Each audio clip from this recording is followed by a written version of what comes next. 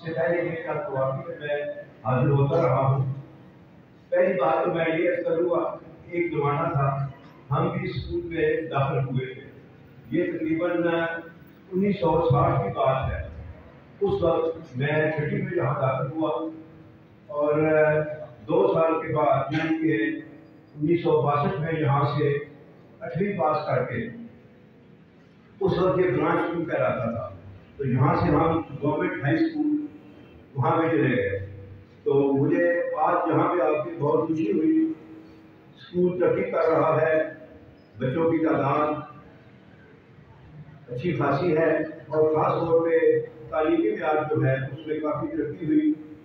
تو یہ اللہ تعالیٰ کا نظام ہے کہ محنت کرو اللہ تعالیٰ اس کا پھل دیتا ہے، لیکن اللہ نے ایک ایسا نظام مقرر کر رکھا ہے کہ اگر ہر آدمی کہے کہ میں اعلیٰ عہدے پر جاؤں گا، میں اعلیٰ ڈاکٹر بنوں، انجینئر بنوں، سائنسدان بنوں، تو یہ سوسائٹی نہیں چل سکتی۔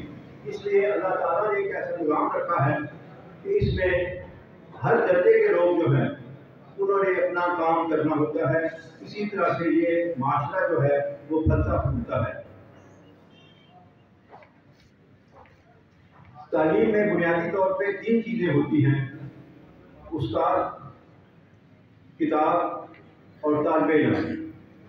اگر یہ تینوں چیزیں اعلیٰ معیار کی ہوں تو جو نتیجہ آتا ہے وہ انتہائی شاندار ہوتا ہے۔ استاد، کتاب اور تعلیم کے ساتھ ساتھ شاگرد، کیونکہ جو استاد سکھائے گا کتاب اچھی ہوگی، شاگرد نہیں ہوگا تو اس کا نتیجہ اچھا نکلے گا۔ اساتذہ کے بارے میں تو میں یقین سے کہہ سکتا ہوں کہ یہاں پہ ان میں دل لگی، لگن اور محنت کا جذبہ جو ہے وہ موجود ہے۔ جہاں تک کتاب کا تعلق ہے تو وہ آپ جانتے ہیں کہ جیسا کہ ہمارے معاشرے میں تعلیمی ہے وہ بھی مناسب ہیں۔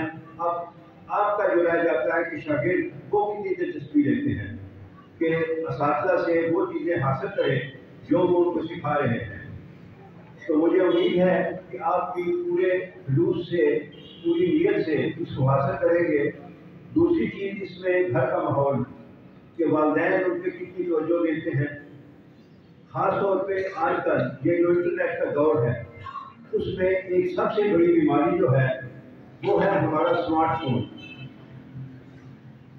بدقسمتی ہے کہ ہم چھوٹے بچوں کو بھی اسمارٹ فون لے کے دے رہے ہیں، اس میں بعض اوقات ایسی چیزیں آ جاتی ہیں جو ہم اپنے بچوں کو دکھانا نہیں چاہتے، لیکن ہم کو اسمارٹ فون دے کے وہ چیزیں ان کے ذہن کو پورا گندا کر رہے ہیں۔ تو اس لیے میں آپ سے گزارش کروں گا کہ اپنے بچوں پہ نگاہ رکھیں۔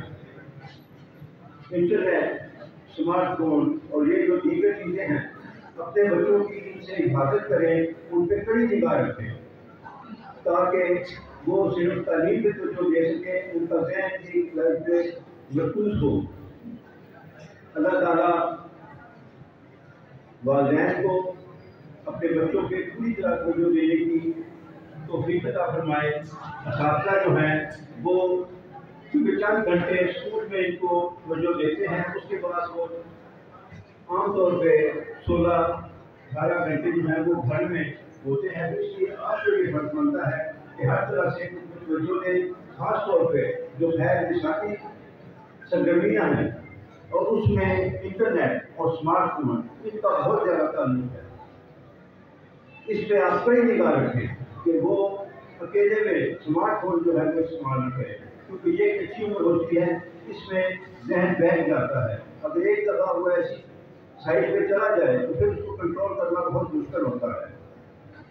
باقی میں یہ پیغام دینا چاہوں گا کہ محنت کریں گے تو آپ بھی انشاءاللہ ترقی کریں گے، معاشرے کے انتہائی اہم فرد بنیں گے۔ اللہ تعالیٰ آپ کا حامی و ناصر ہو اور میری طرف سے آپ کو کامیابی کی پیشگی مبارک۔ شکریہ۔